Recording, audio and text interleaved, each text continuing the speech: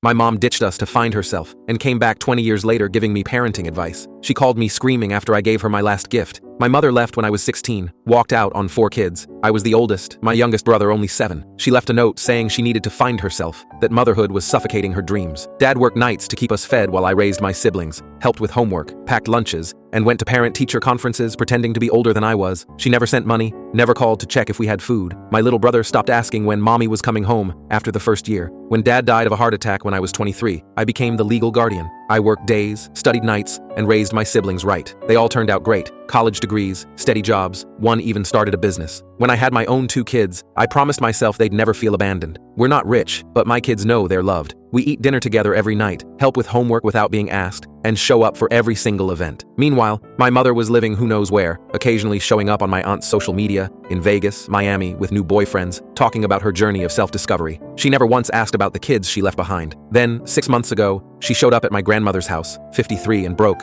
saying she wanted to repair family bonds. Grandma took her in because she's too kind. Mom started showing up at holidays and birthdays, pretending nothing happened. Then came the parenting criticism. She'd watch me with my kids and start offering advice. You're hovering too much. Children need more freedom. You're creating anxiety by being too protective. This from the woman who abandoned 4 kids. The final straw was at my daughter's piano recital. She arrived late, half drunk, and told me I was embarrassing my daughter for clapping too loud. I snapped. I told her she had no right to judge anyone's parenting. She started crying, calling me cruel and unforgiving, saying she'd grown and learned from her mistakes, actually calling it her journey. The next day, I went to Grandma's house while Mom was at work. I left a box on her bed, all the Mother's Day cards we made, report cards she never saw, photos from graduations and weddings, and a USB drive with voicemails from my brothers asking where she was. On top was a letter from my youngest brother, saying he forgave her, but never wanted to see her again. She called me screaming, accusing me of guilt-tripping her and not understanding her struggles. I just told her, your kids succeeded despite you, not because of you. Stay away from my children. She threatened to show up anyway, claimed grandparent rights, whatever she could think of.